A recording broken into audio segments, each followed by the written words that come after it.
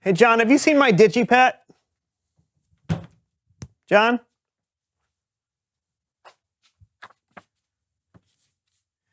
Dear Brandon, please read the poem on the desk directly into the camera. All right, easy enough. Where to look? Where to look? I know not where to look. Sorry. Start from the beginning. Where to look? Where to look? I know not. It's weird. Sorry. All right, one more time. Where to look? Where to look? I know not where to. Where should I look? Where to looky look? You know what? Okay, I got this. Here we go. Where to look? Where should I look? Where should I look? Looky, looky, look. Looky, looky, looky, looky, look. Looky, looky, look. Look. Where should I look? Where should I look? Where should I look? Look. Ah!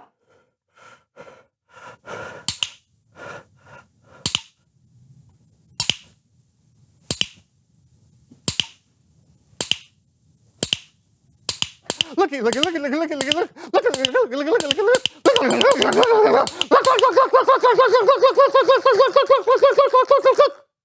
I love poetry.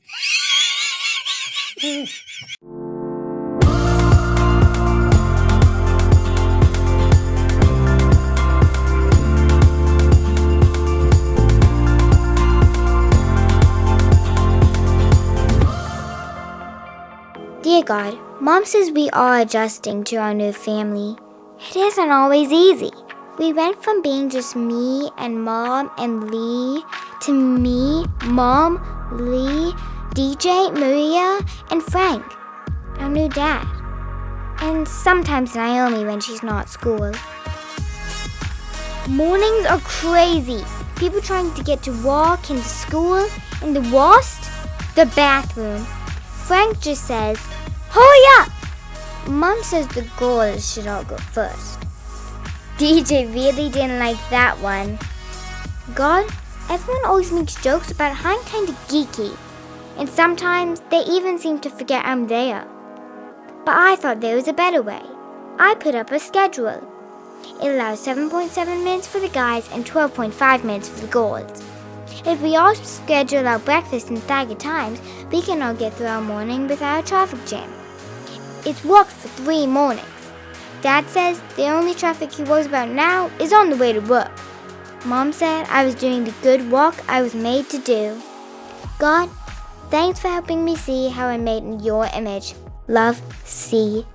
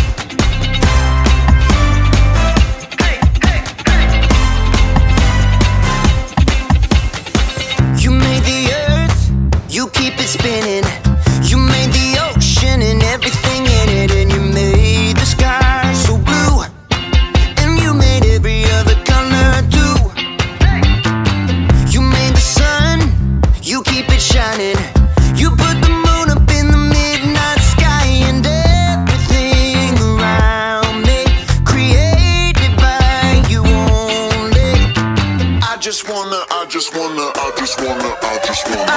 wanna thank you 'cause everything you made is so beautiful. Every single star and every beat of my heart, and it's beautiful. You made my feet, you made my hands, you made me sing and you make me dance, 'cause your love is all around me, and your love is so astounding. I just wanna thank you 'cause everything you made is so beautiful. Every single star and every beat of my heart, and it's beautiful. Here we go, break it down now. Everything you created with your imagination is wonderful and good. Wonderful and good. You're my inspiration beyond all explanation. You're wonderful and good. You're wonderful and good. Everything you created with your imagination is wonderful and good. Wonderful and good. You're my inspiration beyond all explanation. You're wonderful and good. You're wonderful and good. I just wanna thank you 'cause everything you made is so beautiful. Every single star and every beat of my heart, and it's beautiful. I just wanna thank you 'cause everything you made is so beautiful. Every single star and every beat of my heart, and it's beautiful.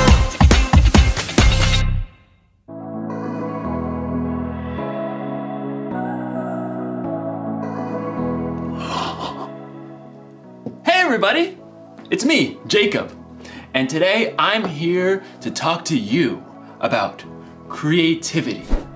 Creativity is imagining what you could do because you were made in God's image. There are so many different artistic ways to be creative, and today I hope to demonstrate just how creative I am in the culinary arts. Now you might be thinking, oh, hey Jacob, what are the culinary arts? And that's totally okay because I had to look it up too. I had no idea. So allow me to elucidate. I had to look that word up too. Okay. Basically, it's this. I'm making chocolate. Yes! Ugh. You see, I started thinking, I know I'm creative because I was created in the image of God, but what if drawing and sculpting and, art stuff isn't my thing? What if chocolate making was my thing, my purpose? And time for the last thing, the cocoa powder.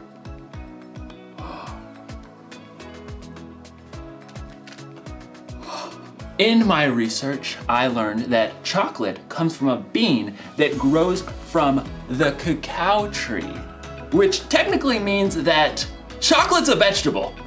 True story. Oh, this looks so good. Bon appetit. That is so good.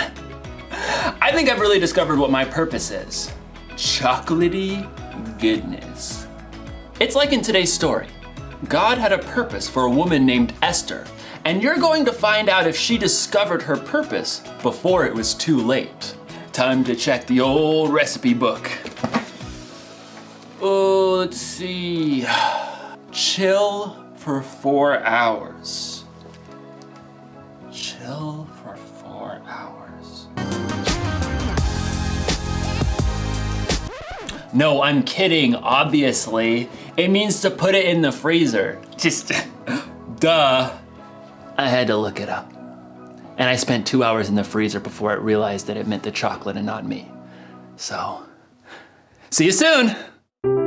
The Bible. It's 66 books of history, stories, letters, and poetry that fit together to form God's one big story. The epic adventure of how He created us and loves us so much that He made a way to rescue us. As we travel through the Bible, from Genesis to Revelation, we discover people who met God and found their lives changed forever. Now, for an amazing story. Inspired by the Book of Esther. Esther was the queen of Persia. Wait, what? Queen? Esther didn't become queen in the usual way. See, her father wasn't a king, and she wasn't from a noble family. It's just me and cousin Mordecai. In fact, Esther was Jewish.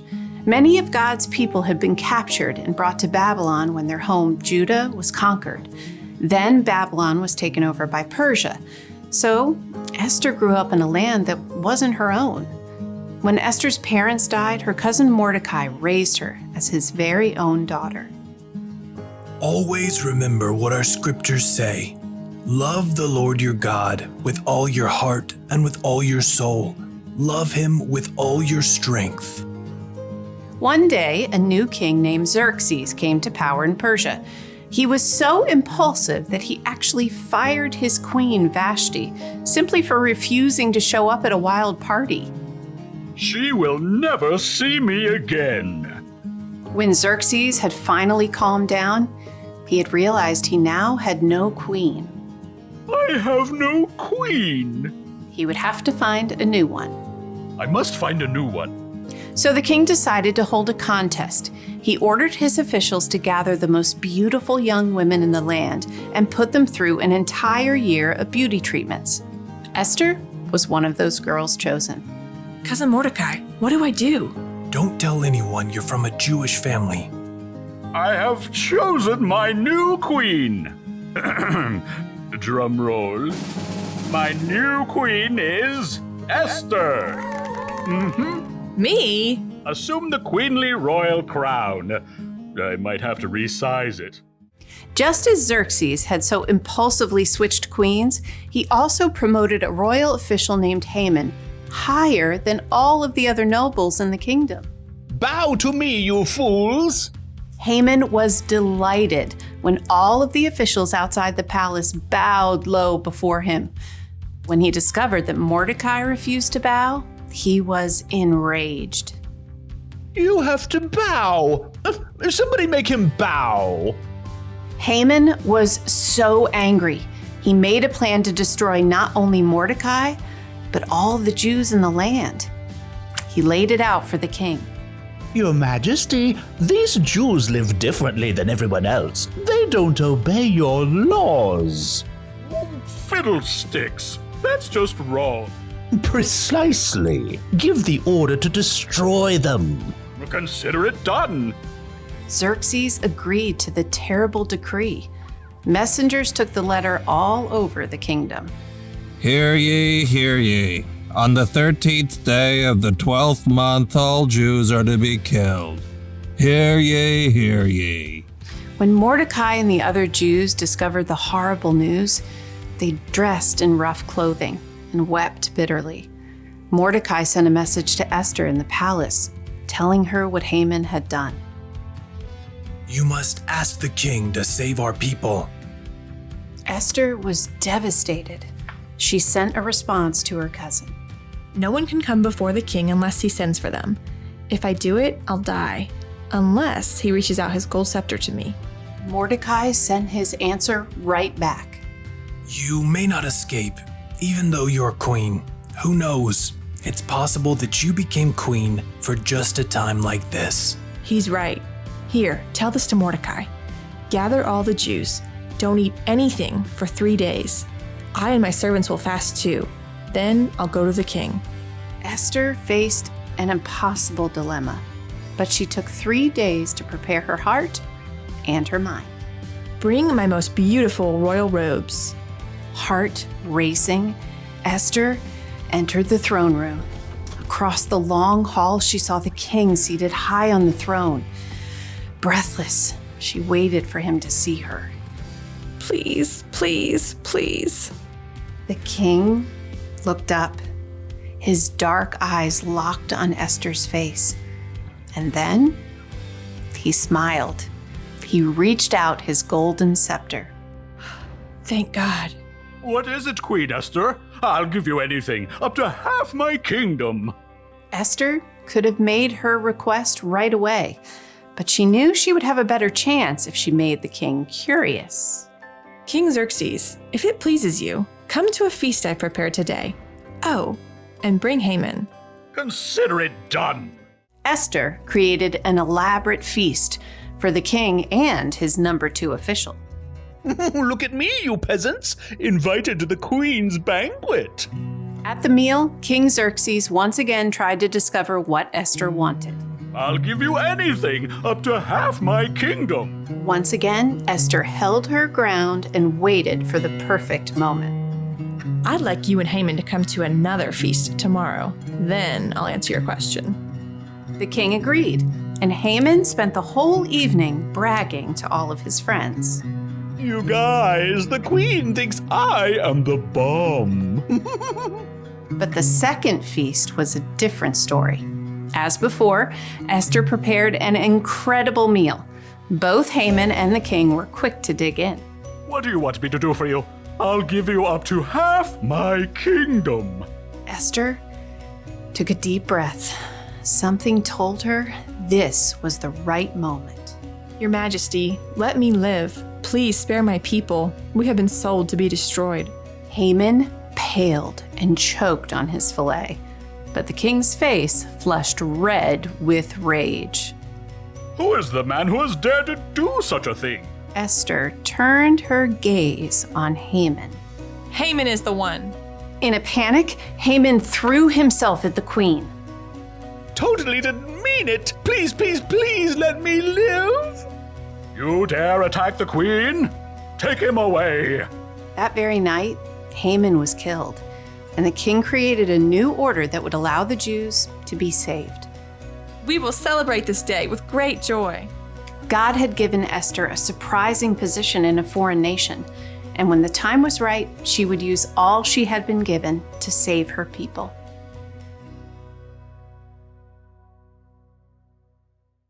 God always has a purpose. He had a purpose for Queen Esther when he put her in the right place at the right time to save her people. He had a purpose when he sent Jesus to pay for the sins of the world. And here's something you may not know. God made you for a purpose. It's true. Now, you may not have to save a bunch of people from total destruction. I don't know, or maybe you will. Who knows what God has planned for you? But I do know God has a plan and a purpose for your life, whether it be big or small. So think about it. What's your purpose? Is there something you like to do more than anything else? Like baking, or organizing, or juggling. Maybe what you like to do has something to do with your purpose. Or what about this? Is there something that you care about more than anything else? Like animals, or taking care of people, or keeping the planet clean? Maybe those things have something to do with your purpose. Whatever it is, here's the one thing to remember. God created you for a purpose. Actually, I think it would be safe to say purposes. Maybe it's something giant, like Esther, or maybe something simple, like chocolates. Didn't get it. So close, gonna keep trying. Yes! Purpose!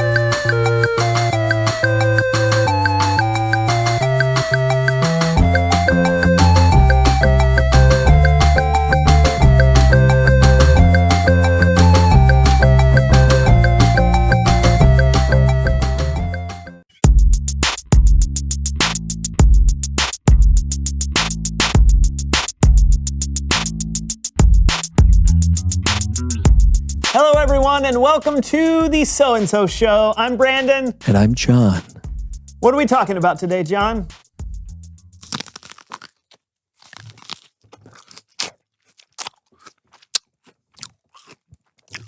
Purpose.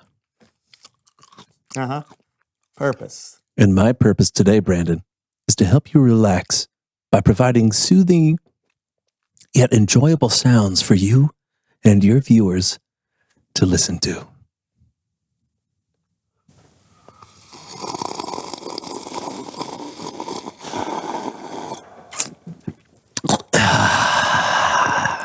Soothing, huh? Yes. Mm-hmm.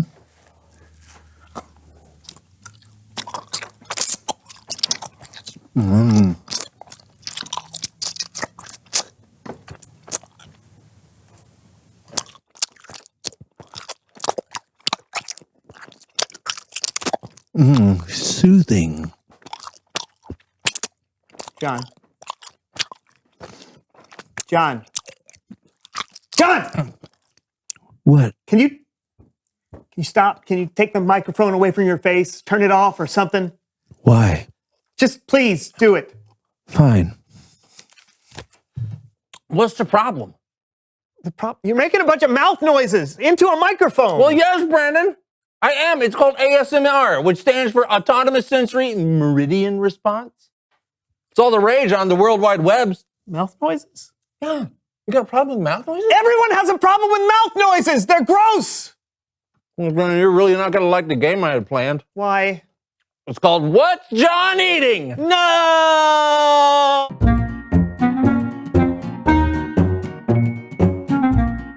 The game is simple. You'll wear these headphones so you can listen to me eat food over the microphone. Then you'll use the food cards in front of you to guess what I'm chewing. You can play at home too, because you'll be able to hear exactly what Brandon hears. You ready, buddy? Yes. Can you hear me, Brandon? Yes. Then let's begin. Food item number 1.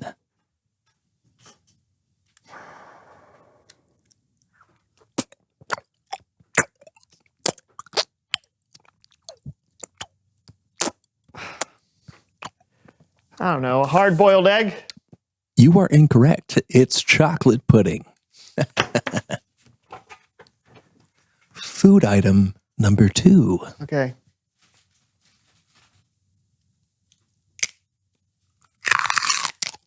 I don't know. It's a carrot. Oh, so close. It was celery. I thought you'd get that one.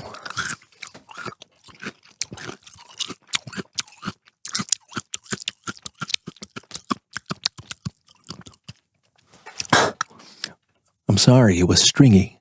All right, go. Okay. Food item number 3.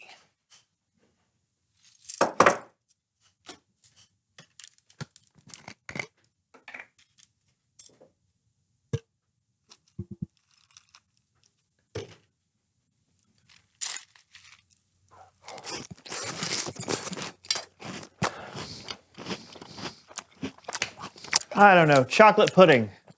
Wrong again. It's cereal.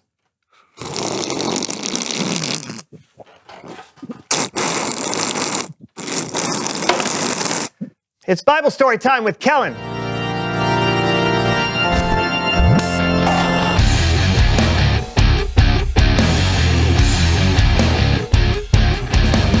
Hey guys, what's up? Hey, Kellen. Brandon doesn't like my relaxing ASMR mouth noises, and I thought it was my purpose. Okay. Kellen, please just move on with your story. Sure thing, man. Well, today I want to talk about an incredibly brave and creative woman. In fact, there's a whole book of the Bible devoted to her story, and her name was Esther. And today we're going to tell it in another edition of Human Head Puppet Theater.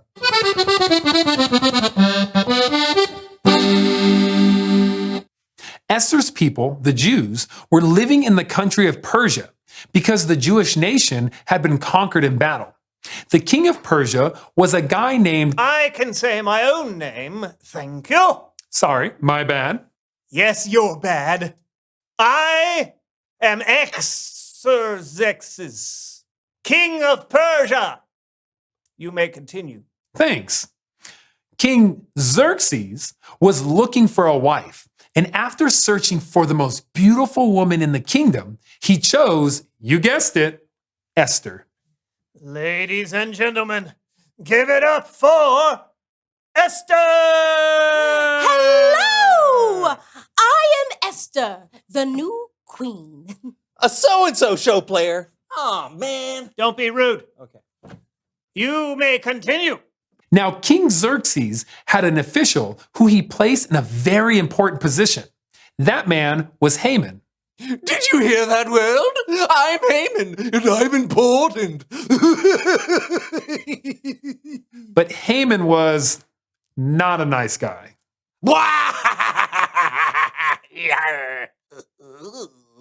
The king commanded that people bow down to Haman when he walked by, and everyone did. Well, almost everybody. I'm walking. I'm walking. I'm walking. Hey, you! Who, me? Yes, what's your name? Why are you not bowing? My name is Mordecai, and I'm not bowing because I don't want to. Ooh, that makes my mustache curl. Haman was so angry. He made a plan to get back not just at Mordecai, but all his people, the Jews. Haman convinced the king that the Jews were evil, and the king issued an order to have the entire nation wiped out. But what Haman didn't know was that Mordecai had a very famous relative. Dear Queen Esther, it's me, your cousin, the guy who practically adopted you, remember? I don't know if you know this, but the king issued a decree that all of our people should be wiped out on the 13th day of the 12th month. It's because of this villain, Haman. Is there anything that you can do, Mordecai? Oh. Dear Mordecai, this is horrible. But what can I do? You know there's a law that says no one can approach the king without being sent for. If I do, I could die. Although, there is a chance the king could hold out his gold scepter if I approach. If he did that, my life would be spared. But I'm not sure what to do. Esther. I know you're frightened. We all are. But you may be our only hope. This could be your purpose. Who knows? It's possible that you became queen for a time just like this. Gather all the Jews together. Go 3 days without food or drink. Then I will go to the king, and if I have to die, I'll die. Mordecai did as Esther suggested. He gathered the Jews together, and they didn't eat or drink for 3 days. All they could do was wait and hope. On the 3rd day, Esther went to see the king.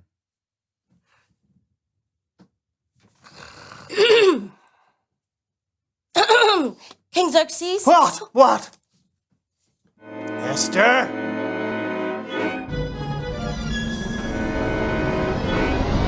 What is it, Queen Esther? Do you have a request? Anything you want, I'll give it to you. I've prepared a feast, and I would like for you to come. Oh, and invite Haman. Food. I like food. Yes, it's a date. Haman! Yes, Your Majesty. Queen Esther has prepared a feast. Would you like Yes! Yes! I'm going to eat with the king! Because I'm special.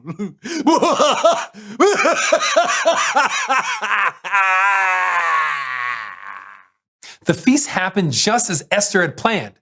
It went so well that Esther asked the king and Haman back the next day for a second feast. That's when she made her move. What a delicious feast, my queen. Now tell me, what can I give you? Anything you want, up to half my kingdom. Your Majesty, I hope you will be pleased to let me live. Please spare my people. It has been ordered that we be wiped out. What? Oh, the candles. Who dares do such a thing? It was him, Haman. What? I would never. You're Jewish. I didn't. How could I know? This is just a misunderstanding. Why, you little... Oh, no. Guards! Seize this man! No! Oh, drat. I decree that all your people be spared. Hooray! Thank you, God. Esther had a purpose, and because of her bravery, she was able to fulfill that purpose and save her people from the wicked Haman. The end. That is an epic story, Kellen. Isn't it? Yeah, God used her to save a whole nation. Now that's what I call purpose. Yeah, and we all have that same opportunity. To save an entire nation? No! Well, I don't know, maybe. That's what's so exciting. God put us all exactly where we are and made us all so unique. Who knows how you may impact the world? Man, that is inspiring. Very cool, Kellen. Thank you. You got it. See you guys. Well, now I've just got to figure out what my purpose is. Because it's apparently not mouth noises. Maybe not, but I mean, come on. I know some of your purposes. Really? Yeah, I mean, you're funny. You're a good friend. And you help share the mysteries of God with, I don't know, hundreds of thousands of people every week. Millions? Sure, why not? And you've got one other purpose that I can think of. What's that? It's to reveal the question. Oh, yeah. What do you think your purpose could be? That's a cool question, because you all have one. Yeah, and the sky's the limit. It could be anything. Just think about how God has wired you and see what you come up with. Or ask someone else who knows you really well. Hey, ask God, too. Yeah, good idea. Yeah, but whatever you think it is, we hope you have fun talking about it. Yeah, until next time, I'm Brandon. And I'm John, and this was The So-and-So Show.